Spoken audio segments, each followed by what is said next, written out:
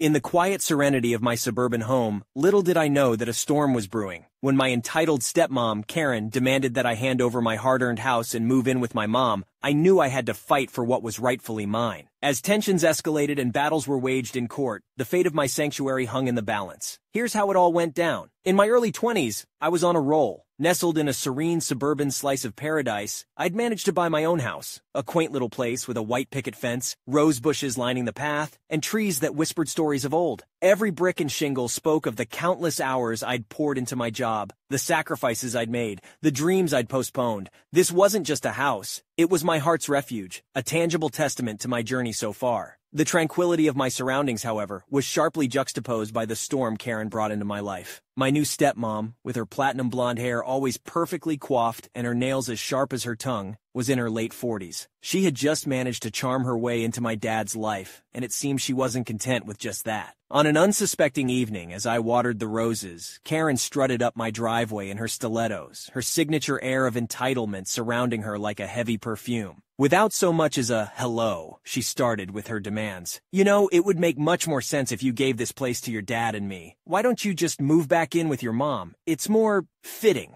I was floored. The audacity was staggering. To think that she believed she had any right to the home I had painstakingly built for myself was unthinkable. The roots I was laying down were suddenly being threatened, and I wasn't about to let that happen without a fight. I tried, with every ounce of patience and rationality, to engage Karen in a meaningful conversation, underscoring the relentless dedication and sheer determination it took for me to earn my house. But as each word fell on deaf ears, Karen's obstinate entitlement grew more pronounced. "By virtue of marrying your father, you owe us," she asserted vehemently, as if their matrimonial bond had suddenly bestowed upon her a share of my life's labor. My resolve hardened. I wasn't about to let her emotional ploys dictate the fate of my home. The already simmering discord between us boiled over one fateful evening. Under the dim light, with a chilling air of condescension and a piercing glare, Karen challenged, "Your house is more rightfully mine than it ever was yours." Her audacity sent shivers down my spine. I stood, not just taken aback by her profound sense of entitlement, but also mortified at her blatant disregard for personal boundaries. This was no longer a mere disagreement. This was an all-out war over my autonomy, my rights, and the very essence of my independence. Summoning every ounce of my inner strength, with my voice steady yet teeming with emotion, I fired back. "Your delusion of entitlement has no place here. This home stands as a monument to my efforts, my dreams, and my aspirations. I will not let you or anyone undermine that." Yet, without missing a beat, and with a cold smirk, Karen scoffed, "I couldn't care less about your efforts. I want it, and that's that." At that moment, it was unmistakably clear. There would be no reasoning with such a mindset. In the turbulent wake of our altercation, I fortified my resolve. The house represented more than just bricks and mortar. It was a symbol of my journey, my struggles, and my triumphs. I sought the best legal counsel, ensuring every ownership document, every piece of evidence was irrefutably in my favor. The weeks turned into months, the atmosphere thick with tension as we locked horns in an unspoken battle of wills, both aware of the stakes at hand. The very atmosphere seemed to crackle as Karen and I stood defiantly, mere inches apart. The remnants of any past amicability had vanished, replaced by a palpable tension that felt almost suffocating. Every word, every glance carried a gravity that threatened to disrupt the tenuous balance of our relationship. "I deserve your house more than you ever will." Karen's words pierced the silence, her voice oozing with condescension. It was more than just the audacity of her statement. It was the implication behind it, the sheer disrespect she harbored, reducing all my struggles to nothingness. My heart raced, my palms grew sweaty, but my voice remained composed. "Your sense of entitlement blinds you," I shot back, each word carefully chosen, yet loaded with conviction. "This is not just bricks and walls. It's the embodiment of my perseverance. It's my sanctuary." The sheer rage in Karen's eyes was nearly blinding.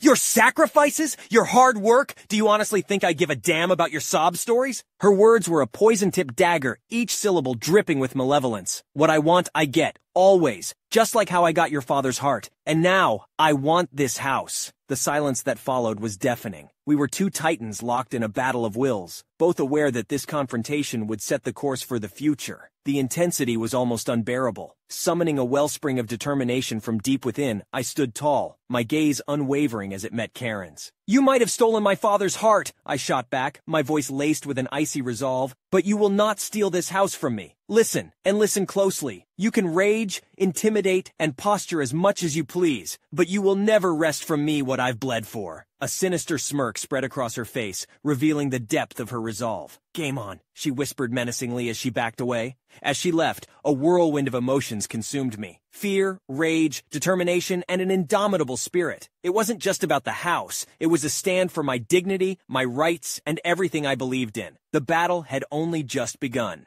After a few months since the heated confrontation with Karen, the tension that once filled the air seemed to dissipate, replaced by an unsettling calm. It was during this time that I focused on solidifying my position and ensuring that my home remained rightfully mine. With the weight of impending confrontation pressing on me, I urgently sought out expert legal counsel. Their advice? Assemble an unassailable arsenal of evidence. I dove into archives, records, and correspondences, leaving no stone unturned. Every document I obtained was a testament to my unequivocal ownership of the house, and together they formed an ironclad defense. The day of our meeting was a storm of emotions. The room's atmosphere was thick, almost tangible, as memories of our bitter confrontations loomed overhead like storm clouds. Our eyes locked in a silent duel even before a word was spoken. Drawing a deep breath, I slowly unfurled the collected papers, laying them out meticulously on the cold, hard surface of the table. Each one was a proclamation of my rights, a silent witness against her claims. "Karen!" My voice resonated with a gravitas I hardly recognized, every word dripping with determination. Every step, every legal avenue has been pursued to protect what's mine. I gestured to the documents before us, a fortress of evidence. These are not just papers. They are irrefutable proof that this house, every brick, every beam, is legally and rightfully mine. The weight of my words hung heavily in the room, but Karen, ever defiant, didn't flinch. Instead, her eyes blazed with a fierce determination that sent shivers down my spine. She leaned forward, her hands gripping the edge of the table, every line of her face etched with defiance. "You might have your precious papers," she hissed, her voice dripping with venom, "but I don't care what they say or what your lawyers claim. This is not over. I will fight for this house with every breath in my body. You can stack up as many documents as you want, but I will tear them down brick by metaphorical brick." The intensity of her resolve was both startling and daunting. This wasn't just about a property dispute anymore. It had evolved into a full-blown battle of wills, a tempest of emotions with no end in sight. Just as I hoped the storm had passed, I received an unexpected legal notice. Karen, it seemed, was determined to stake her claim on my home through the legal system. The uneasy calm that had briefly settled was shattered, replaced with a looming storm of litigation. After seeking counsel, it became evident that this was not going to be a straightforward process. Karen had enlisted a sharp legal team and had put together a case, emphasizing vague claims and leveraging every potential loophole she could find. Despite the audacity of her actions, it was evident that she was pulling out all the stops to take what she believed was rightfully hers. I felt a heavy weight on my shoulders, but knew that retreat was not an option. Armed with evidence, ownership documents, and an unyielding resolve, I sought out a reputable attorney to represent me. As the legal proceedings began, it was evident that this battle would be both grueling and emotionally taxing. Karen seemed relentless, utilizing every avenue available to her, even going so far as to dig up old property disputes and history to try and muddy the waters. The courtroom became our battleground,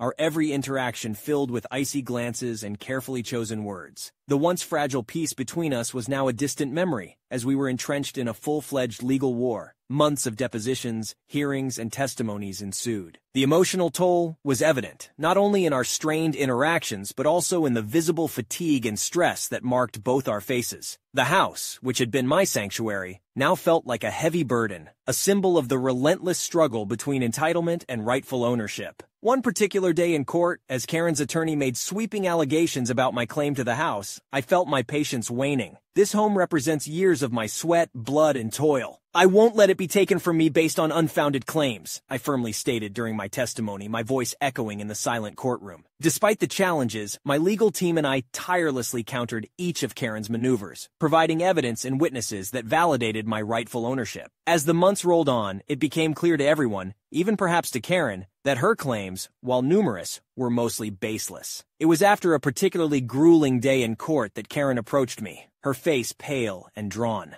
For a moment I saw past the determined adversary, glimpsing a weary individual riddled with doubt. However, any hopes of a peaceful resolution were dashed when she muttered, "I will do whatever it takes." The legal battle continued for over a year. The financial and emotional strain was palpable, but I remained steadfast, determined to protect what was rightfully mine.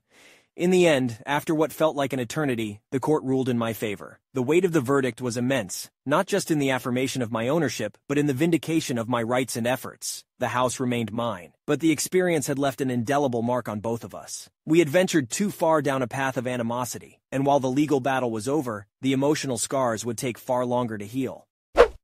Wow, what a roller coaster of a story. I can't believe Karen had the audacity to demand someone else's house. So glad justice was served in the end. Who else is here after watching the video?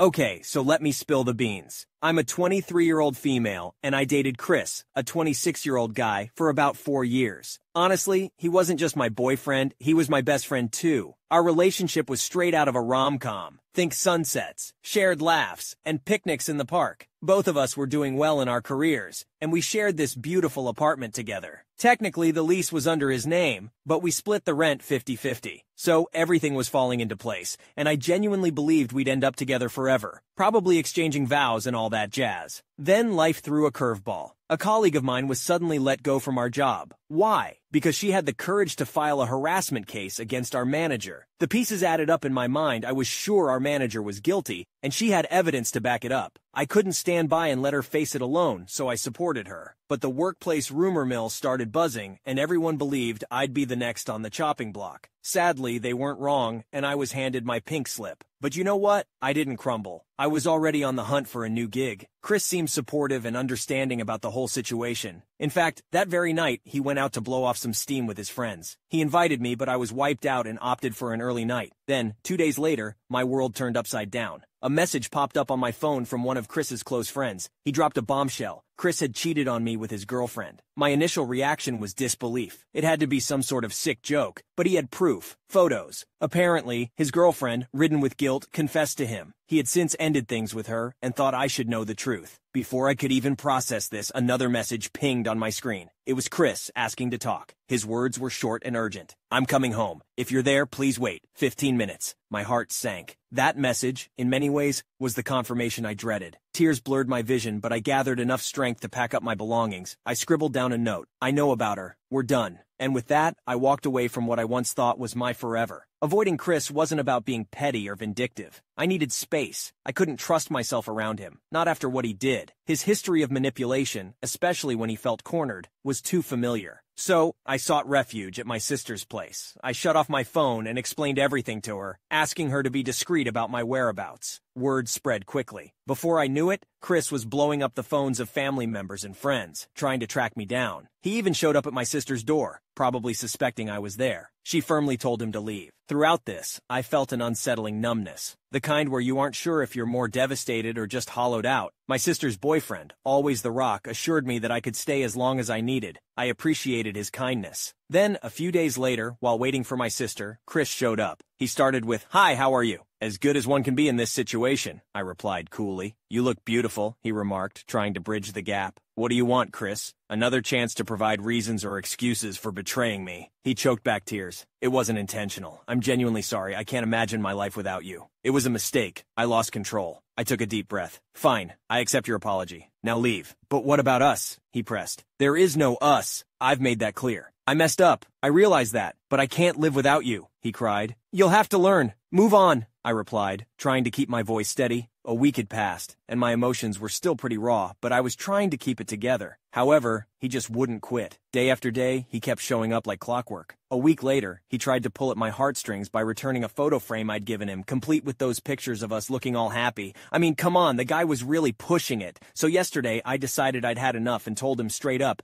"You have to face reality and move on." But here we are today, and it's like he's haunting me. I can't even do something as simple as shopping without feeling like he's breathing down my neck. It's getting way too close to harassment for my liking. And honestly, I feel trapped. Dealing with your emotions is hard enough without being reminded of the pain every single second. Nights are the absolute worst. The mask I put on during the day falls apart and I just can't hold back the tears. He seems to think I broke up with him out of nowhere, with no warning. So, I have to ask, am I a jerk for not waiting around to hear his side of the story? Following the overwhelming advice, I've decided to seek a restraining order. Additionally, I reached out to the friend whose girlfriend Chris cheated with. Surprisingly, he's on board and has promised to help. "Hey, I know this is a bit unexpected, but would you be willing to support me in getting a restraining order against Chris?" I asked tentatively. His response came as a relief. Absolutely, man. I've got your back. We can't let him keep bothering you like this. My sister's boyfriend returns tomorrow, and for added security, we're spending the night at her friend's house, who happens to be a cop. As we finalized our plans, my sister chimed in, "It's better to be safe than sorry, and having a cop nearby doesn't hurt either." Another unexpected turn. The girl Chris cheated with gave me a call. She and her boyfriend are giving their relationship another shot, opting for an open arrangement. Intriguingly, Chris played mediator and convinced his friend to forgive her.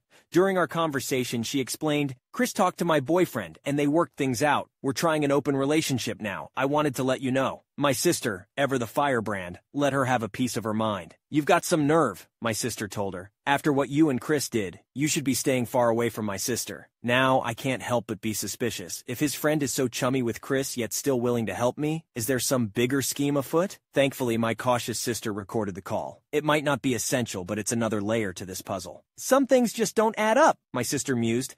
"That friend of Chris being all buddy-buddy with him but helping us out, it's strange." I recorded the call just in case. Afterward, I ended up sleeping for most of the days, feeling pretty low. When I finally woke up, my sister's boyfriend was here, and my sister had some news to share. She explained that while I was asleep, Chris had sent her a long text, basically pouring his heart out. I'll spare you the whole thing and just give you the important points. He started by addressing the cheating part, saying he was ashamed of himself and asking, "How could I do this? Blah blah." But he's still sticking to his story that it wasn't intentional. He expressed deep regret and provided some details about what happened, but I won't get into that. Then he dropped the bomb that he didn't tell me because he thought I would leave him. In other words, if his friend hadn't spilled the beans, I would have never found out about the cheating. What's interesting is he's still pushing the not in control narrative. He mentioned that his friend and girlfriend got back together because they genuinely love each other. They wanted to work through the issues and decided that their relationship was too important to throw away. They believed in second chances, acknowledging that everyone makes mistakes. According to Chris, their relationship is strong enough to survive this. He said I was tossing away a 4-year relationship over a minor mistake he deeply regrets. He acknowledges that my trust is shattered but insists he'll do everything to earn it back. Frankly, following me around isn't going to help me trust him again. He pointed out that I'm obviously angry and hurt, leading me to make these decisions and leave him. He believes I should have listened to him before making a decision. He mentioned that his uncle is sick, so he's going to visit him. He thinks this will give me plenty of time to think and try to understand his situation. He's always around, which has been bothering me, so he hopes the distance will help. He's basically implying that I should reconsider. Chris also emphasized that our relationship didn't have any major issues before this incident because we understood each other. He thinks that's what relationships are all about, understanding and compromise. He argued that if everyone thought like me, no couples would ever stay together. Every relationship has its flaws, but they survive because people are willing to make sacrifices. He declared that he still loves me very much and is willing to do anything to get me back, even if it takes years. He promises not to follow me again, but wants to talk when he comes back. My sister's boyfriend believes Chris isn't going anywhere. He just wants us to think he's gone, so we'll stop thinking about involving the cops. He thinks Chris is still trying to appear innocent. Honestly, even if Chris is telling the truth, I've made up my mind and I'm not changing it. We discussed the restraining order, and we've got everything figured out. Since then, a lot has transpired. For 6 days straight, my ex didn't reach out. No calls, no messages. I thought maybe, just maybe, he had finally moved on. But then, my phone rang, and it was one of our mutual friends. She delivered the shocking news that my ex had attempted to harm himself, but thankfully, his friends were there to intervene.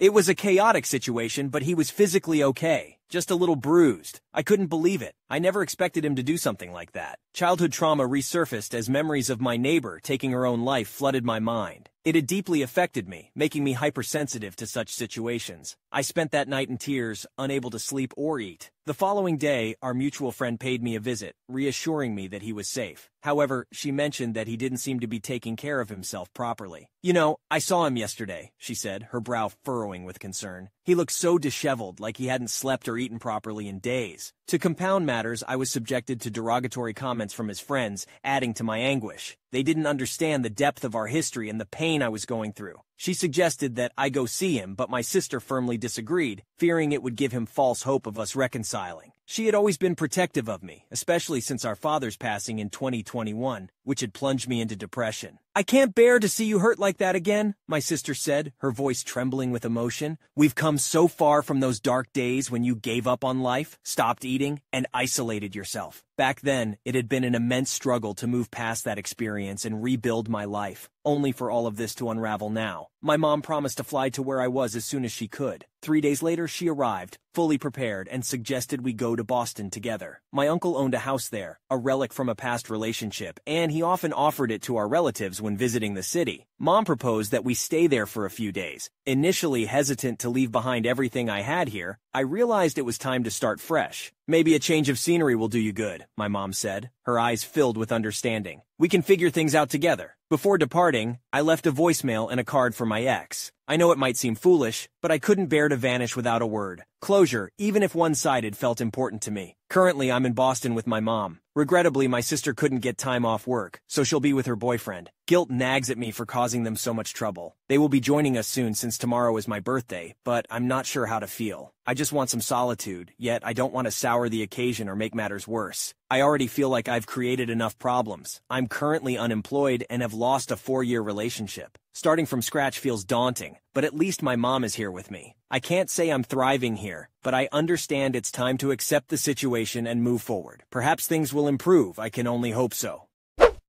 No one is obligated to stay in a relationship they no longer want to be in, whether they have a concrete thing like cheating to point to, or even if they're just not feeling it anymore. It's crucial to prioritize one's own happiness and well-being. Relationships should be based on mutual love, trust, and respect, and if those foundations are compromised, it's understandable to walk away. Warning someone about their decision to end a relationship wouldn't change the fact that they no longer want to be in it. It's important to respect their choice and offer support as they navigate through the aftermath.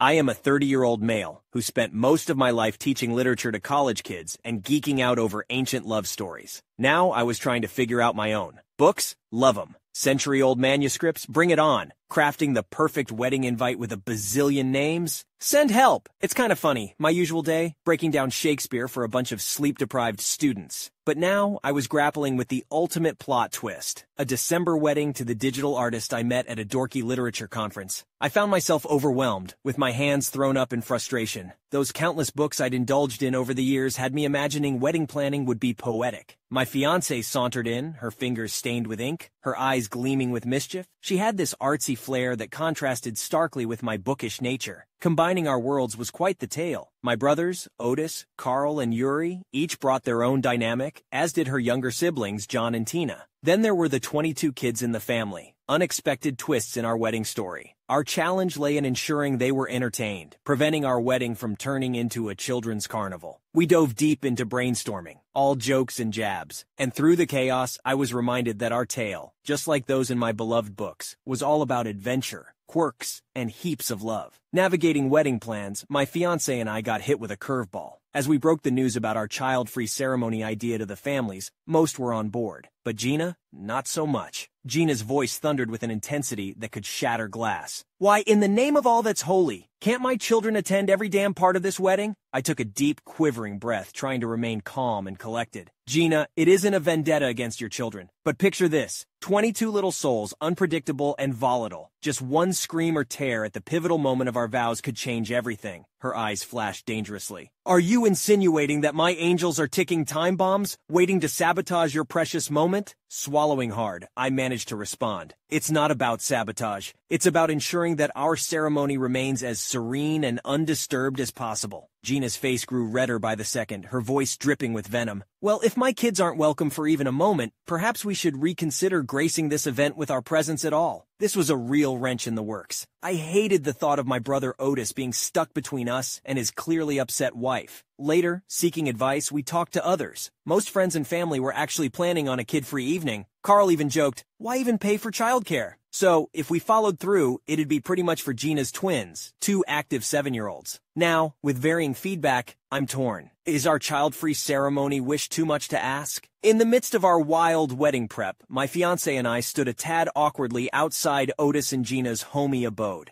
the delicious scent of dinner wafted out, promising a feast. As we stepped in, the scene was borderline chaotic. Gina and Otis's boys, decked out in makeshift capes, were living their best superhero fantasies right there in the living room. Gina, with a practiced ease, quickly diverted the mini-Avengers upstairs, restoring some semblance of calm. With the kids' ruckus now a distant background noise, we settled in for some grown-up conversation. Dinner rolled around, and between bites of what was some seriously good grub, I decided to tackle the looming issue. "Look," I started, trying not to sound too formal. "Your kids are the only young ones we're expecting at the wedding. We're thinking of sorting childcare for them." It was meant as a gesture, but Gina's fiery reaction was immediate and intense. "My boys are nothing short of perfect. They wouldn't even dream of disrupting your big moment," she retorted, her voice dripping with sarcasm. Before I could respond, an odd racket from upstairs caught my attention. "Speaking of your little angels, what's that commotion?" I quipped. Gina shot me a glare that could have frozen the sun, but it was Otis who, curiosity piqued, called the kids down. The sight that greeted us was something out of a comedy sketch. Two very naked kids, with smudged war paint all over their faces, confidently marched into the room. "We're playing Survivor," they announced, voices ringing in unison. The room wavered between shock and amusement. My fiancé's eyes twinkled with suppressed laughter. Trying to ease the tension, I joked, "Well, you know, angels and paintings are often in the buff." It did the trick. Laughter erupted, and even Gina, after a moment's hesitation,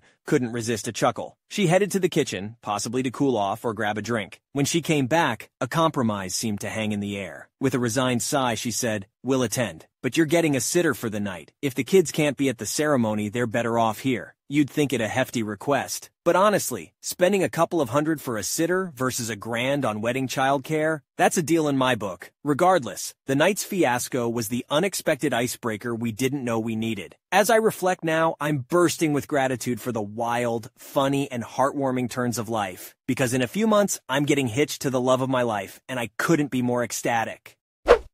It's your wedding, and ultimately, the decision of whether to have a child-free ceremony should be entirely up to you and your fiancé. It's important to remember that weddings are deeply personal and should reflect the desires and preferences of the couple getting married. No one else should have the right to pressure or impose their opinions on you. Wishing you a beautiful and joy-filled wedding day. If you enjoyed today's stories, check out the other videos on your screen now. Submit your own stories at you'rethejerk.com. Subscribe now, or you're definitely the jerk.